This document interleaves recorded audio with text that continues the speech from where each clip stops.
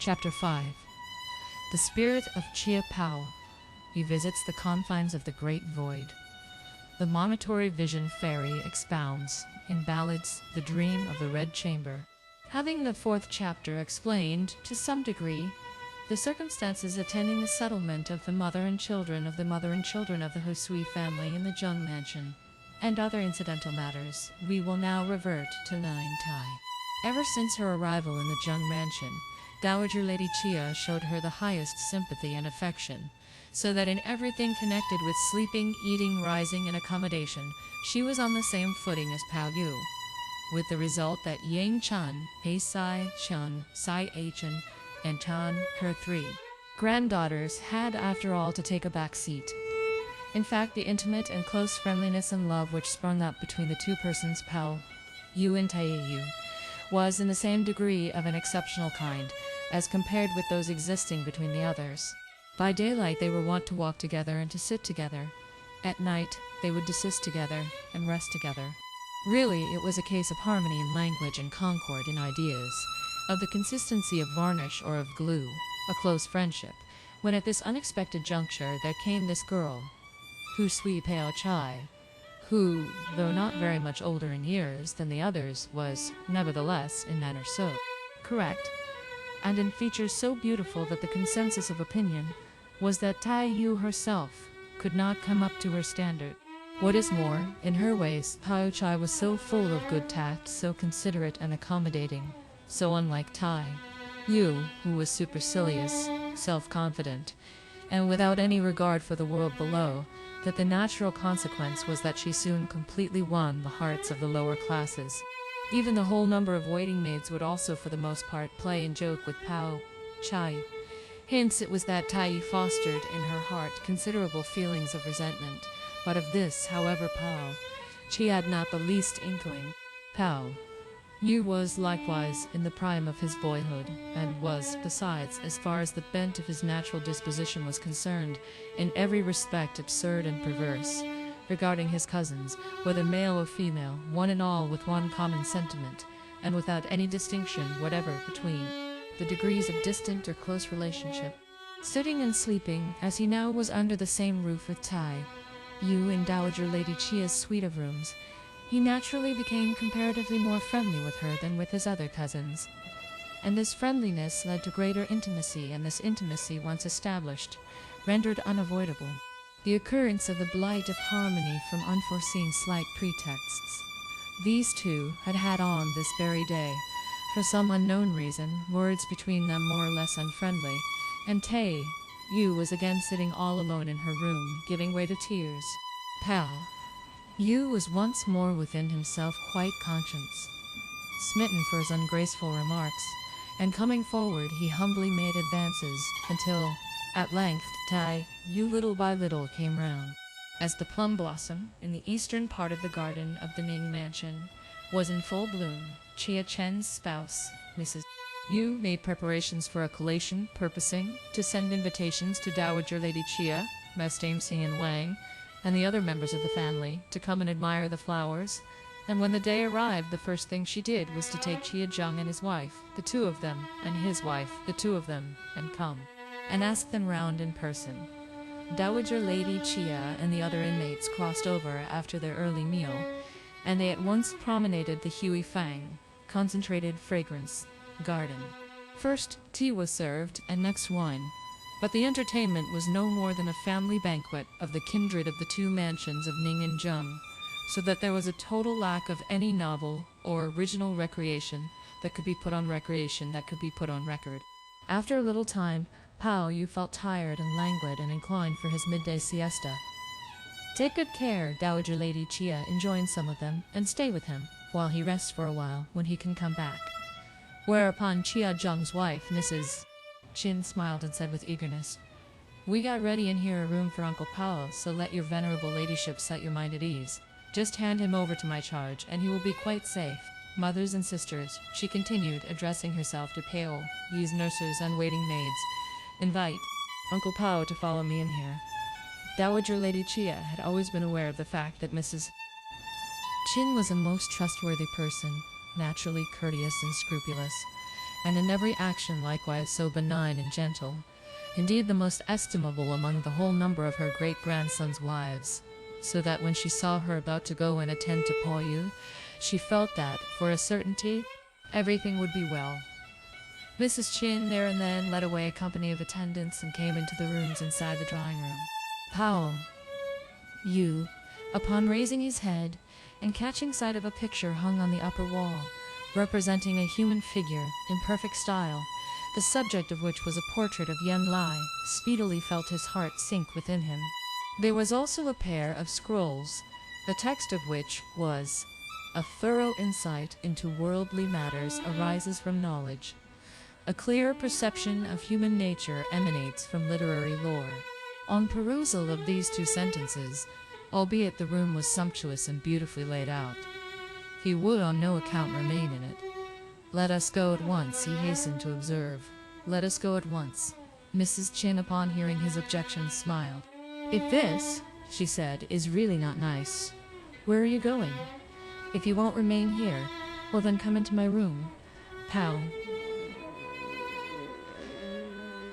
Pao-yü nodded his head and gave a faint grin. "Where do you find the propriety," a nurse thereupon interposed, "of an uncle going to sleep in the room of a nephew's wife?" "Ah, yeah," exclaimed Mrs. H.N., laughing. "I don't mind whether he gets angry or not at what I say. But how old can he be as to reverentially shun all these things? Why, my brother was with me here last month. Didn't you see him? He's true enough of the same age as Uncle Pao, but were the two of them to stand side by side, I suspect that he would be much higher in stature. How is it, as Pao-yü, that I didn't see him? Bring him along, and let me have a look at him." He separated. They all ventured as they laughed, by a distance of 20 or 30 li, and how can he be brought along? "But you'll see him some day." As they were talking, they reached the interior of Mrs. H.'s apartments. As soon as they got in, a very faint puff of sweet fragrance was wafted into their nostrils. Pao-yü readily felt his eyes itch and his bones grow weak. "What a fine smell!" he exclaimed several consecutive times. Upon entering the apartments and gazing at the partition wall, he saw a picture of the handiwork of Tang Po, who, consisting of begonias drooping in the springtime, on either side of which was one of a pair of scrolls written by Chin Te Su, a literary chancellor of the Song era, running as follows: "A gentle chill doth circumscribe the dreaming man because the spring is cold. The fragrant whiff which wafts itself into man's nose is the perfume of wine." On the table was a mirror, one which had been placed in days of yore in the mirror palace of the Emperor Wu Tesi, Dian. On one side stood a gold platter, in which Fei Yan, who lived in the K'o estate, used to stand and dance. In this platter was laid a quince, which Lu Shan had flung at the Empress Dai-chen, inflicting a wound on her breast. In the upper part of the room stood a divan ornamented with gems, on which the Emperor's daughter, Shu Chang, was wont to sleep. In the Han Chang palace hanging were curtains embroidered with strings of pearls, by Tang Chang, the imperial princess. "It's nice in here, it's nice in here, it's nice in here," exclaimed Pao-yü with a chuckle.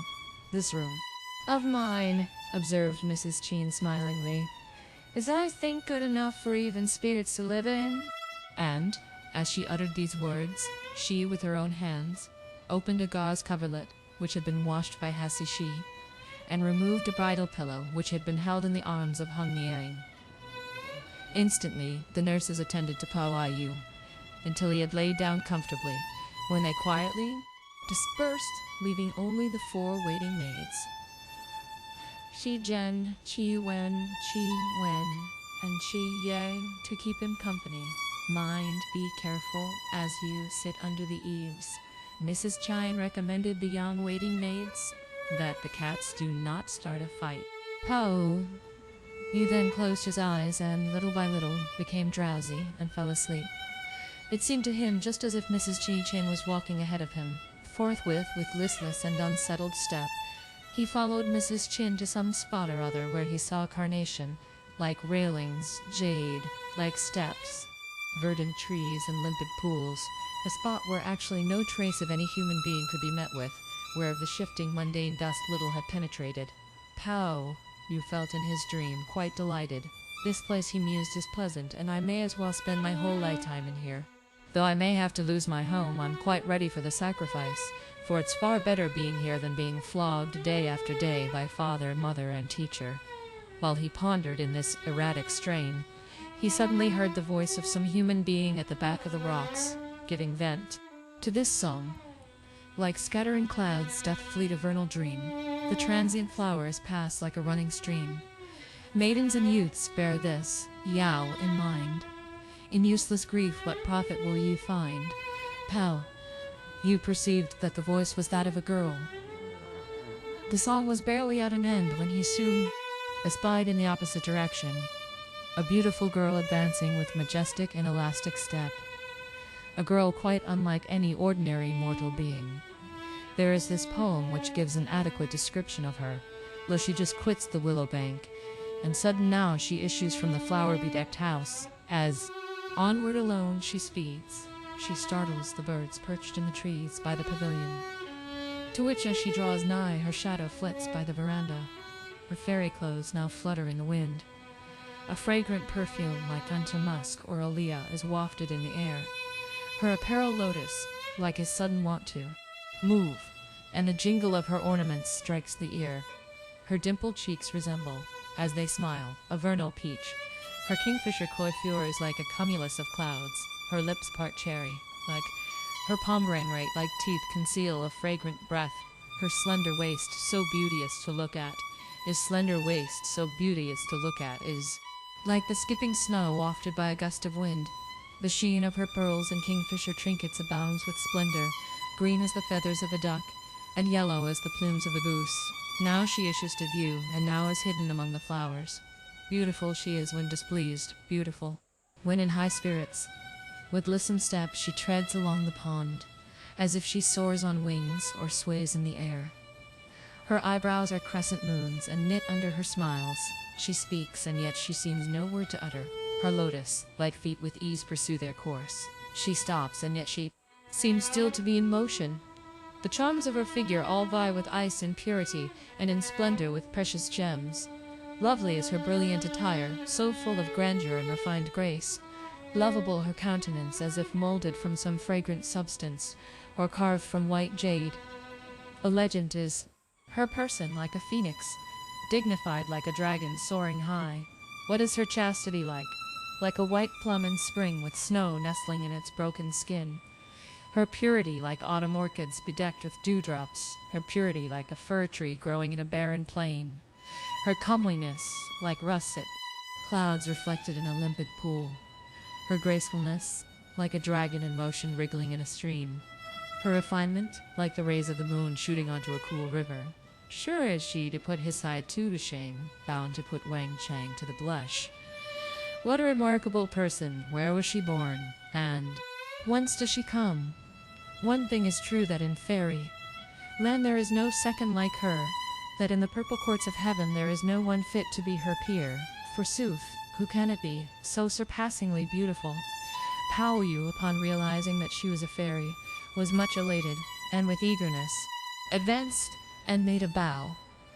"My divine sister," he ventured as he put on a smile, "I don't know whence you come, and whither you are going, nor have I any idea what this place is, but I make bold to entreat that you would take my hand and lead me on." "My abode," replied the fairy, "is above the heavens of divested animosities, and in the ocean of discharged sorrows. I'm the fairy of Monitory Vision, of the cave of drooping fragrance, in the mount of emitted spring, within the confines of the great void. I preside over the voluptuous affections and sensual deaths among the mortal race, and supervise in the dusty world the envies of women and the lusts of man. It's because I've recently come to hear that the retribution for voluptuousness extends up to this place, that I betake myself here in order to find suitable opportunities of disseminating mutual affections.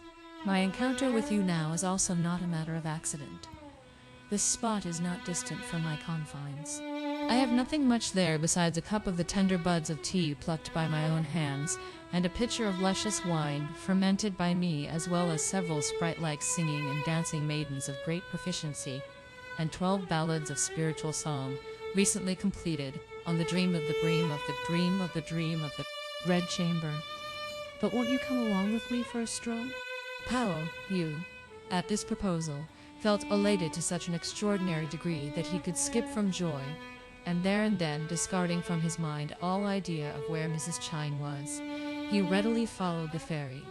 They reached position on great void antithetical some spot where there was a stone tablet put up in a horizontal which were visible the 4 large characters, the confines of the on either side of which was one of a pair of scrolls with the 2 sentences.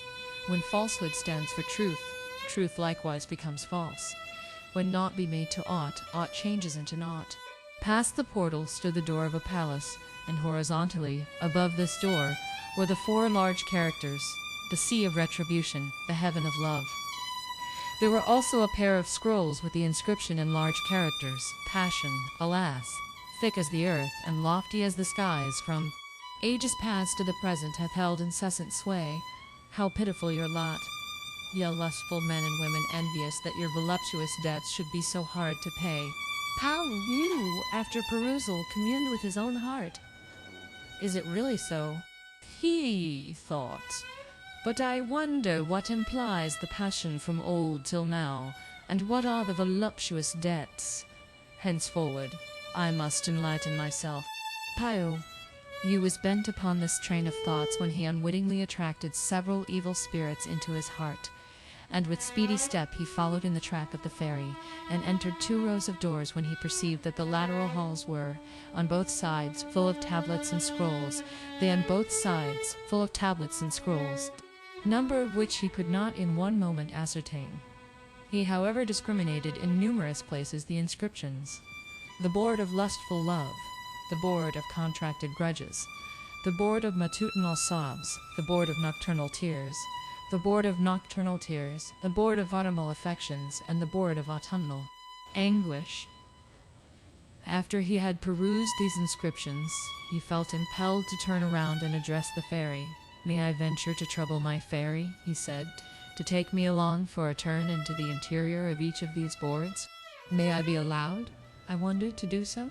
"Inside each of these boards," explained the fairy, "are accumulated the registers with the records of all women of the whole world, of those who have passed away, as well as of those who have not as yet come into it, and you, with your mortal eyes and human body, could not possibly be allowed to know anything in anticipation.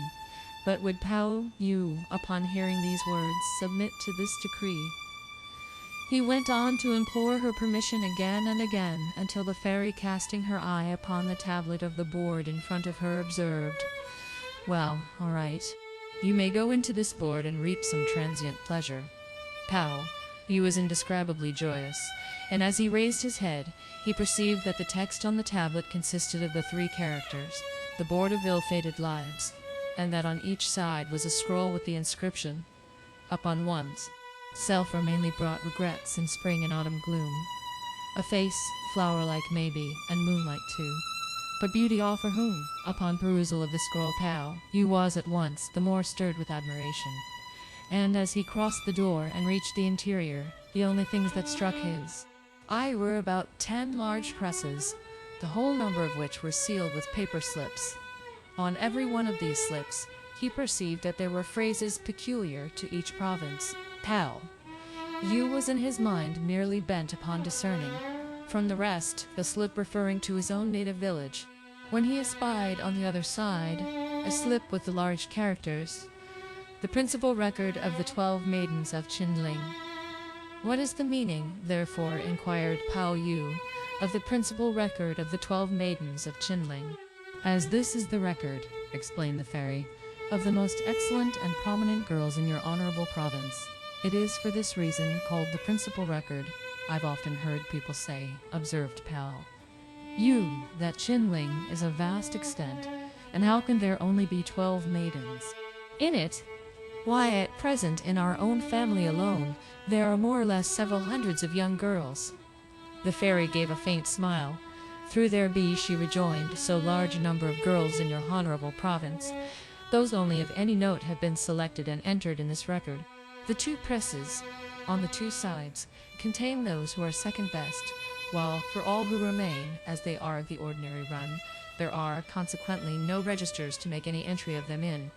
Pao-yü, upon looking at the press below, perceived the inscription, secondary record of the 12 girls of Chinling, while again in another press was inscribed, supplementary secondary record of the 12 girls of Chinling. Forthwith stretching out his hand, Pao-yü opened first the doors of the press, containing the supplementary secondary record, extracted a volume of the registers, and opened it. When he came to examine it, he saw on the front page a representation of something, which, though bearing no resemblance to a human being, presented, at the same time, no similitude to scenery, consisting simply of huge blotches made with ink. The whole paper was full of nothing else but black clouds and turbid mists, after which appeared the traces of a few characters explaining that a cloudless moon is rare forsooth to see, and pretty clouds so soon scatter and flee. Thy heart is deeper than the heavens are high, thy frame consists of base ignominy, thy looks and clever mind resentment will provoke, and thine untimely death vile slander will evoke. A loving, noble youth in vain for love will yearn. After reading these lines, Pao-yü looked below, where was pictured a bouquet of fresh flowers and a bed covered with tattered matting. There were also several distachties, running as follows: Thy self-esteem for kindly gentleness is but a fancy vain, thy charms that they can match the olea or orchid. But thoughts inane, while an actor will envious lot. With fortune's smiles be born, a youth of noble birth will, strange to say, be luckless and forlorn. These sentences but could not unfold their meaning. So, at once discarding this press, he went over and opened the door of the press of the secondary records, and took out a book in which, on examination, he found a representation of a twig of olea fragrans. Below was a pond, the water of which was parched up and the mud dry, the lotus flowers decayed, and even the roots dead. At the back were these lines: The lotus root and flower but one fragrance will give. How deep, alas, the wounds of thy lifespan will be. What time the desolate tree in two places will live back to its native home, the fragrant ghost will flee. Pao-yü read these lines but failed to understand what they meant. He then went and fetched the principal record and set to looking it over. He saw on the first page a picture of 2 rotten trees, while on these trees was suspended a jade girdle. There was also a heap of snow, and under the snow was a golden hair pin. There were in addition these 4 lines in verse: Bitter thy cup will be, e'en were the virtue thine to stop the loom, thine though the gift the willow fluff to sing. Pity who will thy doom, high in the trees doth hang the girdle of white jade, and lo, among the snow the golden pin is laid. To Pao-yü the meaning was again, though he read the lines over, quite unintelligible. He was about to make inquiries, but he felt convinced that the fairy would be both to divulge the decrees of heaven, and though intent upon discarding the book, he could not, however, tear himself away from it. Forthwith, therefore, he prosecuted a further perusal of what came next, when he caught sight of a picture of a bow. On this bow hung a citron. There was also this ode: Full 20 years right and wrong to expound will be thy fate. What place pomegranate blossoms come in bloom will face the palace gate. The third portion of spring, of the first spring in beauty short will fall. When tiger meets with hare thou wilt return to sleep perennial. Further on was also a sketch of 2 persons flying a kite, a broad expanse of sea, and a large vessel. Well, in this vessel was a girl, who screened her face bedewed with tears. These 4 lines were likewise visible: Pure and bright will be thy gifts, thy purpose very high, but born thou wilt be late in life, and luck be passed by. At the tomb feast thou wilt repine tearful along the stream. East winds may blow, but whole miles off will be, even in dream. After this followed a picture of several streaks of fleeting clouds, and of a creek whose waters were exhausted, with the text: Riches and honors too, what benefit are they? In swaddling clothes thou'lt be when parents pass away. The parents pass away. Rays will slant, quick as the twinkle of an eye. The Hashang stream will recede. The Chu clouds onward fly. Then came a picture of a beautiful gem, which had fallen into the mire with the verse: Thine aim is chastity, but chaste thou wilt not be. Distraction is thy fate, but void thou mayst not. See, thy precious gem-like self will, pitiful to say, into the mundane mire collapse at length someday. A rough sketch followed of a savage wolf in pursuit of a beautiful girl trying to pounce upon her as he wished to devour her. This was the burden of the distich. Thy mate is like a savage wolf, prowling among the hills. His wish once gratified, a haughty spirit his heart fills. Though fair thy form like flowers of willows in the golden moon, upon the yellow beam to hang will shortly be its doom. Below was an old temple, in the interior of which was a beautiful person just in the act of reading the religious manuals, as she sat all alone with this inscription: In light esteem thou hold'st the charms of the three springs for their short-lived fate, thine attire of past years to lay aside thou changs, a Taoist dress to don. How sad, all sad, us of a reputed house and noble kindred, the Scion, alone, behold. She sleeps under a glimmering light, an old idol for mate. Next in order came a hill of ice, on which stood a hen phoenix, while under it was this motto: When time ends, sure coincidence, the phoenix doth alight. The talents of this human form all know and living see, for first to yield she kens, then to control, and third genial to be. But sad to say, things in Chinling are in more sorry plight. This was succeeded by a representation of a desolate village, and a dreary inn. A pretty girl sat in there, spinning thread. These were the sentiments suffice below: When riches will have flown, will honors then avail? When ruin breaks your home, ye relatives will fail. But sudden through the aid extended to Dame Lou, a friend in need fortune will make to rise for you. Following these verses was drawn a pot of orchids, by the side of which was a beautiful maiden, in a phoenix, crown and cloudy mantle, bridal dress, and to this picture was appended this device: What time spring wanes, then fades the bloom of peach as well as plum. Whoever can like a pot of the olea be winsome, with ice thy purity will vie, vain their envy will be, in vain their envy will be, in vain a laughing stock people will try to make of thee. At the end of this poetical device came the representation of a lofty edifice, on which was a beauteous girl, suspending herself on a beam to commit suicide, with this verse: Love high as heaven, love ocean wide, thy lovely form will don. What time love will encounter love, license must rise wanton. Why hold that all impiety in Zheng doth find its spring? The source of trouble, verily, is centered most in Ning. Pao-yü was still bent upon prosecuting his perusal, when the fairy, perceiving that his intellect was eminent and bright, and his natural talents quick-witted, and apprehending lest the decrees of heaven should be divulged, hastily closed the book of record and addressed herself to Pao-yü. Come along with me, she said, smiling, and see some wonderful scenery. What's the need of staying here and beating this gourd of ennui? In a dazed state, Pao-yü listlessly discarded the record and again followed in the footsteps of the fairy. On their arrival at the back, he saw carnation portieres and embroidered curtains, ornamented pillars, and carved eaves. But no words can adequately give an idea of the vermilion apartments glistening with splendor, of the floors garnished with gold, of the snow reflecting lustrous windows, of the palatial mansions made of gems. He also saw fairyland flowers, beautiful and fragrant, and extraordinary vegetation, full of perfume. The spot was indeed Elysian, he again heard the fairy observe with a smiling face. Come out all of you at once and greet the honored guest. These words were scarcely completed when he espied fairies walk out of the mansion, all of whom were, with their dangling lotus sleeves and their fluttering feather habiliments, as comely as spring flowers and as winsome as the autumn moon. As soon as they caught sight of Pao, with one voice, resentfully reproached the Monitory Vision Fairy. Ignorant as to who the honored guest could be, they argued, we hastened to come out to offer our greetings simply because you, elder sister, had told us that on this day, and at this very time, there would be sure to come on a visit, the spirit of the younger sister of Shan-chu. That's the reason why we've been waiting for ever so long. And now why do you, in lieu of her, introduce this vile object to contaminate the confines of pure and spotless maidens? As soon as Pao-yü heard these remarks, he was forthwith plunged in such a state of consternation that he would have retired, but he found it impossible to do so. In fact, he felt the consciousness of the foulness and corruption of his own nature quite intolerable.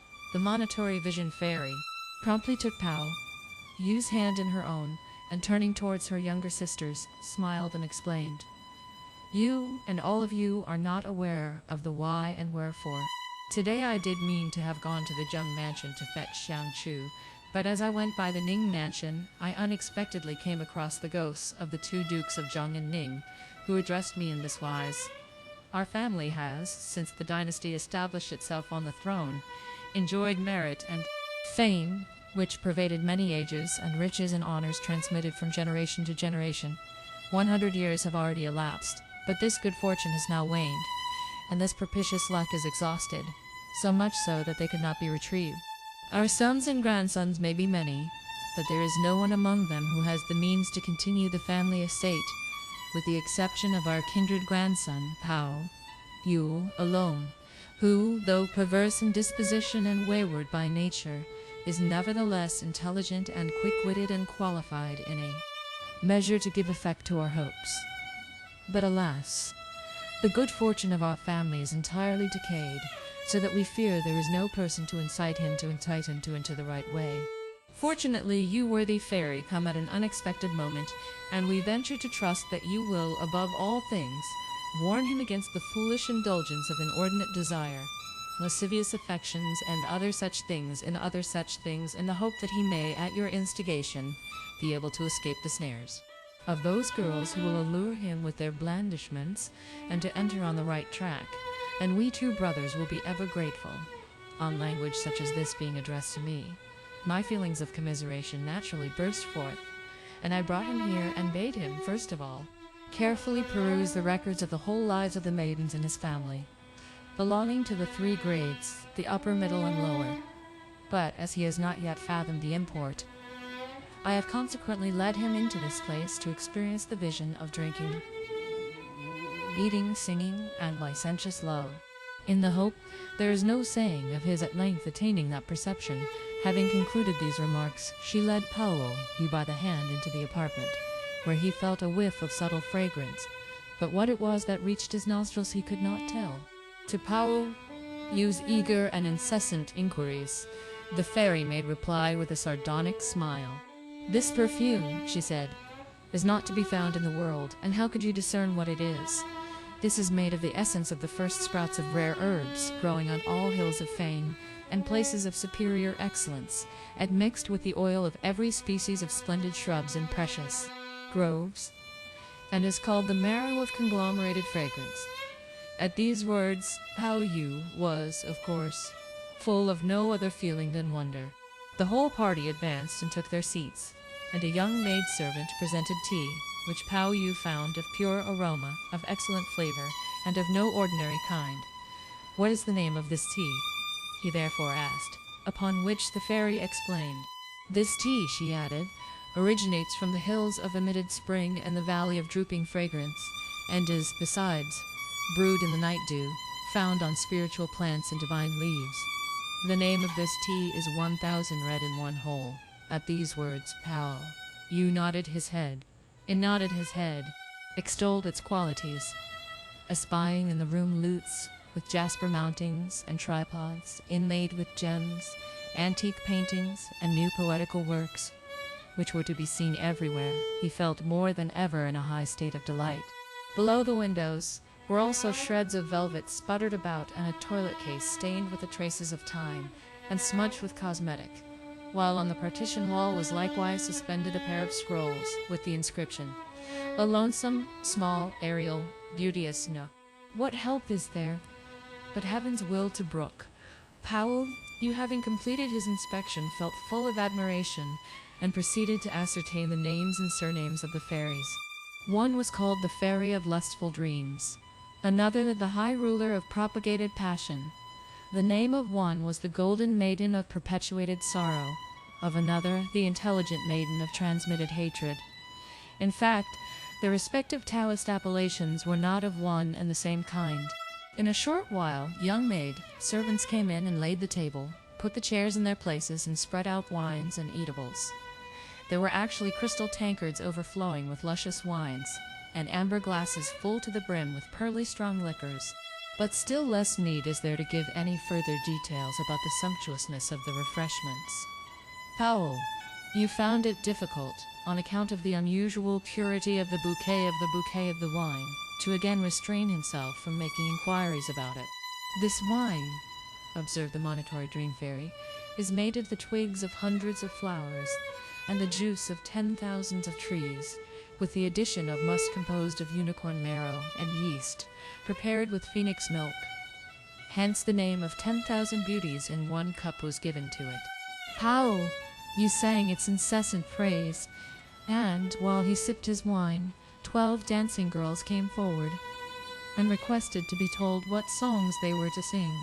Take, suggested the fairy, the newly composed 12 sections of the Dream of the Red Chamber, and sing them. The singing girls signified their obedience, and forthwith they lightly clapped the castanets and gently thrummed the virginals. These were the words which they were heard to sing. At the time of the opening of the heavens and the laying out of the earth, chaos prevailed. They had just sung this one line when the fairy exclaimed, "This ballad is unlike the ballads written in the dusty world, whose purport is to hand down remarkable events, in which the distinction of scholars, girls, old men and women, and fools is essential, and in which are furthermore introduced the lyrics of the southern and northern palaces. These fairy songs consist either of elegiac effusions on some person or impressions of some occurrence or other, and are impromptu songs readily set to the music of wind or string instruments, so that anyone who is not cognizant of their Geist cannot appreciate the beauties contained in them. So you are not likely, I fear, to understand this lyric with any clearness, and unless you first peruse the text and then listen to the ballad, you will, instead of pleasure, feel as if you were chewing wax, devoid of any zest."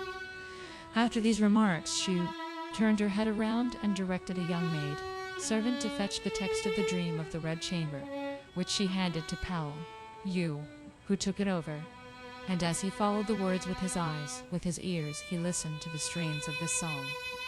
Preface of the Dream of the Red Chamber. The heavens were opened, and earth was laid out, chaos prevailed. What was the germ of love? It arises entirely from the strength of licentious love. What day, by the will of heaven, I felt wounded at heart, and what time I was at leisure, I made an attempt to disburden my sad heart, and with this object in view I indited this dream of the bedchamber, on the subject of a disconsolate gold trinket and an unfortunate piece of jade, waste of a whole lifetime.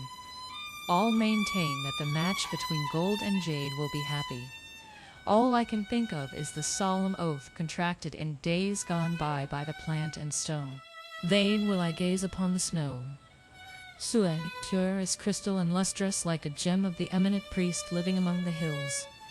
Never will I forget the noiseless fairy grove, lying, though, beyond the confines of the mortal world. Alas, now only have I come to believe that human happiness is incomplete, and that a couple may be bound by the ties of wedlock for life, but that after all their hearts are not easy to lull into contentment. Vain knitting of the brows. The one is a spirit flower of fairyland, the other is a beautiful jade without a blemish. Do you maintain that their union will not be remarkable? Why, how then is it that he has come to meet her again in this existence? If the union, will you say, be strange, how is it then that their love affair will be but empty words? The one in her loneliness will give way to useless sighs.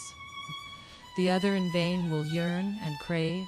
The one will be like the reflection of the moon in water, the other like a flower reflected in a mirror. Consider how many drops of tears can there be in the eyes, and how could they continue to drop from autumn to winter and from spring to flow till summertime? But to come to Pao-yü. After he had heard these ballads, so diffuse and vague, he failed to see any point of beauty in them. But the plaintive melody of the sound was nevertheless sufficient to drive away his spirit and exhilarate his soul. Hence it was that he did not make any inquiries about the arguments, and that he did not ask about the matter treated, but simply making these ballads the means for the time being of dispelling melancholy, he therefore went on with the perusal of what came below. Despicable spirit of death! You will be rejoicing that glory is at its height when hateful death will come once again, and with eyes wide with horror, you will discard all things, and dimly and softly, the fragrant spirit will waste and dissolve. You will yearn for a native home, but distant will be the way, and lofty the mountains. Hence, it is that you will betake yourself in search of father and mother, while they lie under the influence of a dream, and hold discourse with them. Your child, you will say, has already trodden the path of death. O my parents, it behooves you to speedily retrace your steps and make good your escape, separated from relatives. You will speed on a journey of 3,000 li at the mercy of wind and rain, and tear yourself from all your family ties and your native home. Your fears will be lest anguish should do any harm to your parents in their failing years. Father and mother, you will bid them, do not think with any anxiety of your child. From ages past, poverty as well as success have both had a fixed destiny, and is it likely that separation and reunion are not subject to predestination? Though we may now be far apart in two different places, we must each of us try and preserve good cheer. Your abject child has, it is true, gone from home, but abstain from distressing yourselves on her account.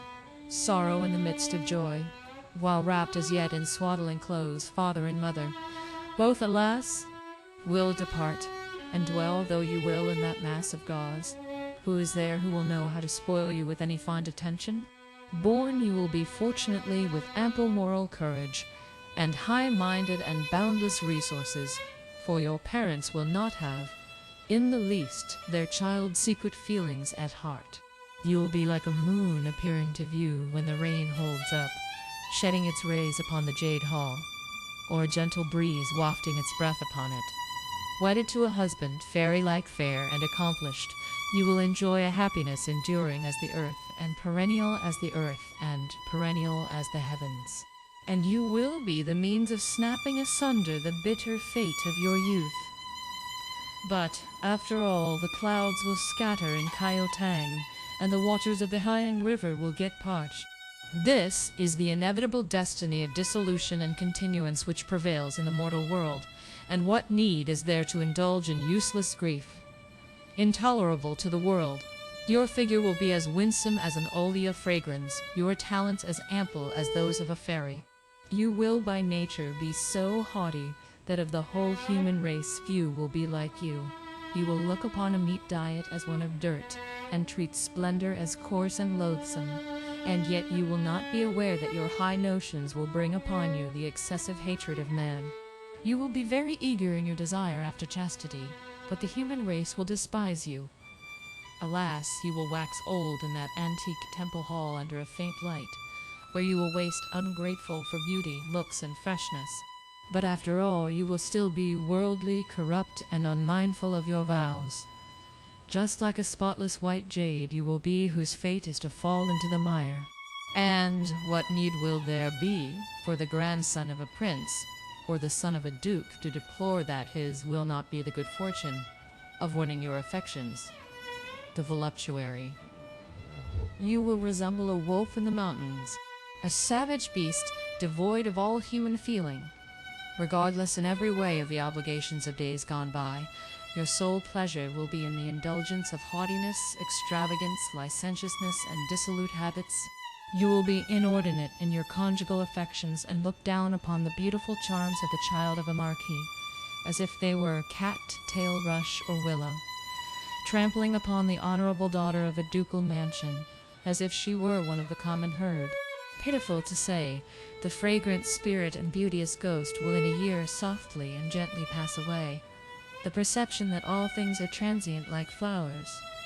You will look lightly upon the 3 springs and regard the blush of the peach and the green of the willow as of no avail. You will beat out the fire of splendor and treat solitary retirement as genial. What is it that you say about the delicate peaches in the heavens? Marriage being excellent, and the petals of the almond in the clouds being plentiful children. Let him who has after all seen one of them, really a mortal being, go safely through the autumn, wade safely through old age, Behold the people in the white poplar village groan and sigh, and the spirits under the green maple whine and moan. Still more wide in expanse than even the heavens is the dead vegetation which covers the graves. The moral is this, that the burden of man is poverty one day and affluence another, that bloom in spring and decay in autumn constitute the doom of vegetable life. In the same way, this calamity of birth and the visitation of death, who's able to escape? But I have heard it said that there grows in the western quarter a tree called the Pao-yü, patient bearing, which bears the fruit of immortal life, the bane of intelligence.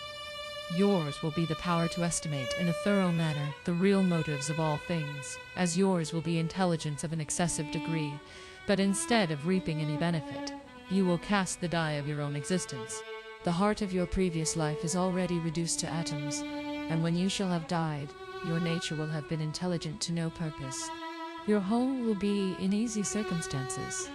Your family will enjoy comforts, but your connections will at length fall a prey to death, and the inmates of your family scatter, each one of you speeding in a different direction, making room for others. In vain you will have harassed your mind with cankering thoughts for half a lifetime, for it will be just as if you had gone through the confused mazes of a dream on the third watch. Sudden a crash will be heard, like the fall of a spacious palace, and a dusky gloominess will supervene, such as is caused by a lamp about to spend itself. Alas, the spell of happiness will be suddenly dispelled by adversity. Woe is man in the world, for his ultimate doom is difficult to determine. Leave behind a residue of happiness. Hand down an excess of happiness. Hand down an excess of happiness.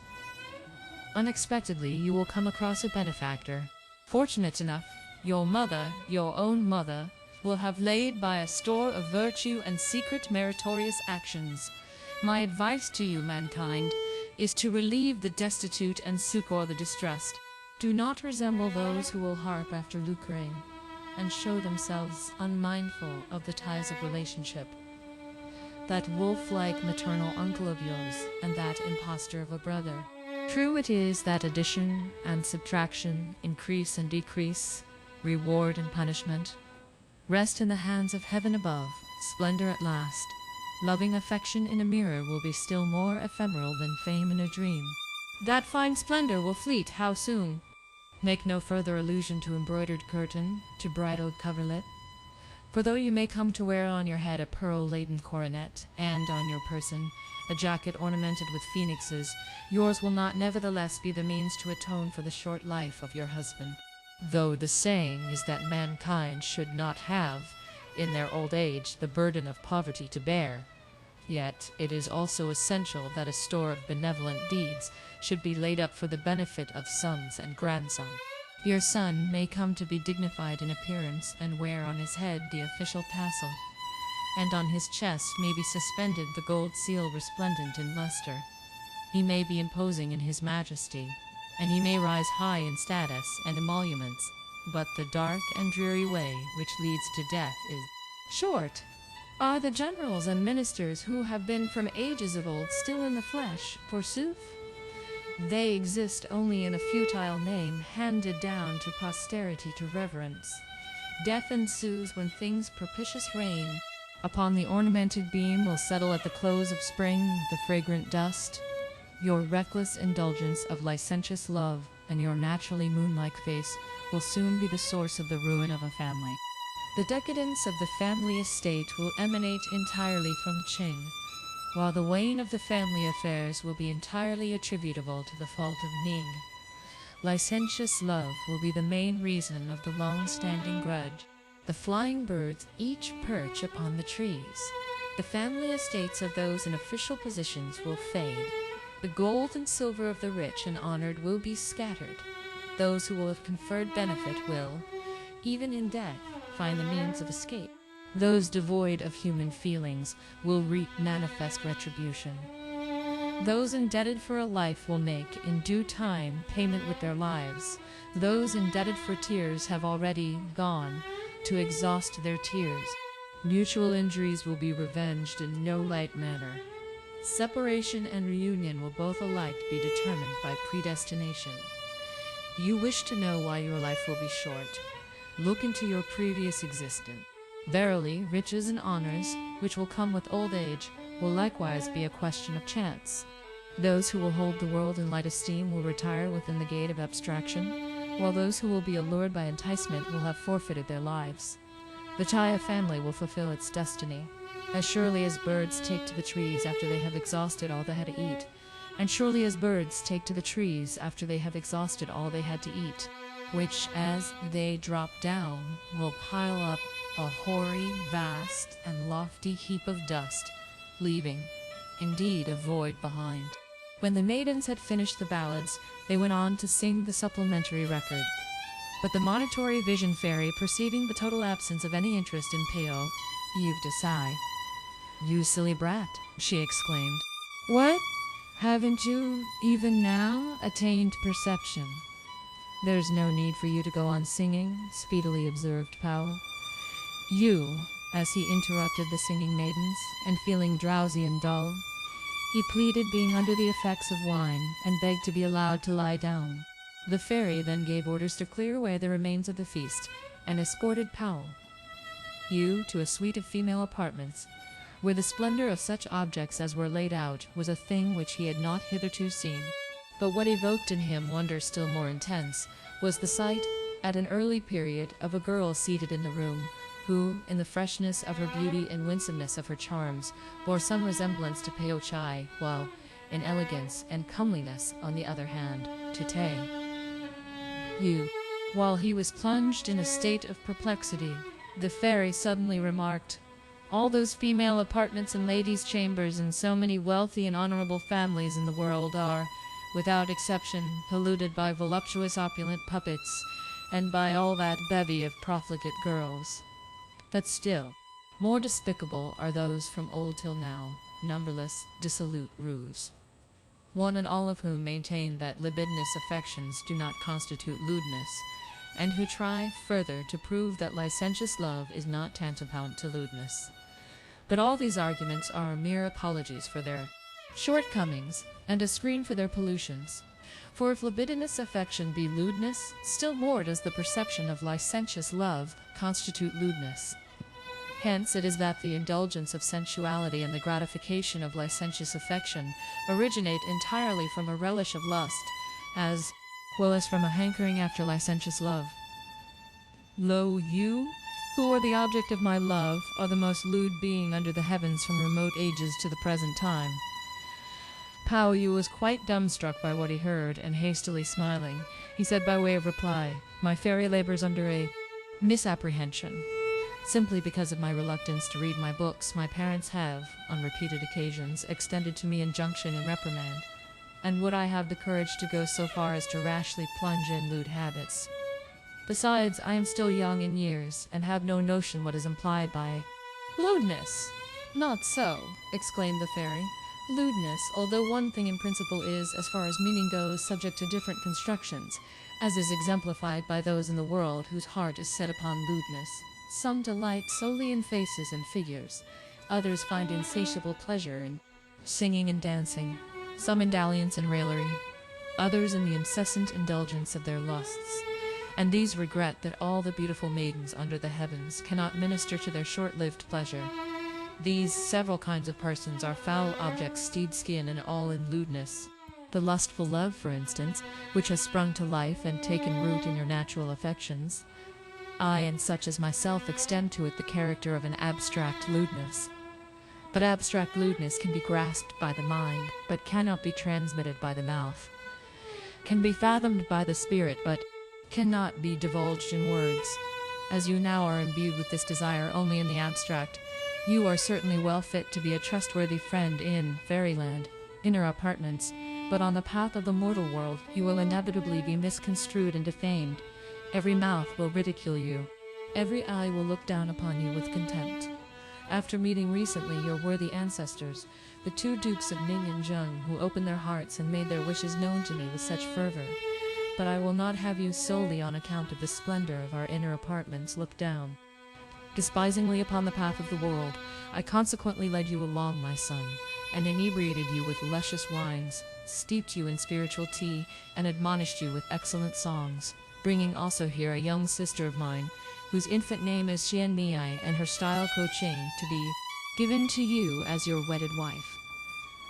Tonight, the time will be propitious and suitable for the immediate consummation of the union, with the express object of letting you have a certain insight into the fact that if the condition of the abode of spirits within the confines of fairyland be still so imperfect, how much the more so should be the nature of the affections which prevail in the dusty world, with the intent that from this time forth you should positively break loose from bondage, perceive and amend your former disposition, devote your attention to the works of Confucius and Mencius, and set your steady purpose upon the principles of morality. Having ended these remarks, she initiated him into the mysteries of licentious love, and pushing Pao-yü into the room, she closed the door and took her departure all alone. Pao-yü, in a dazed state, complied with the admonitions given him by the fairy, and the natural result was, of course, a violent flirtation, the circumstances of which it would be impossible to recount. When the next day came, he was by that time so attached to her by ties of tender love, and their conversation was so gentle and full of charm, that he could not brook to part from K'o Ching. Hand in hand, the two of them therefore went out for a stroll, when they unexpectedly reached a place where nothing else met their gaze than thorns and brambles, which covered the ground, and a wolf and a tiger walking side by side. Before them stretched the course of a black stream, which obstructed their progress. And over this stream there was, what is more, no bridge to enable one to cross it. While they were exercising their minds with perplexity, they suddenly espied the fairy coming from the back in pursuit of them. "Desist at once!" she exclaimed, from making any advance into the stream. "It is urgent that you should, with all speed, turn your faces round." "Pao, you lost no time in standing still. What is this place?" he inquired. "This is the Ford of Enticement," explained the fairy. "Its depth is 10,000 chang. Its breadth is 1,000 li. In its stream there are no boats or paddles by means of which to effect a passage.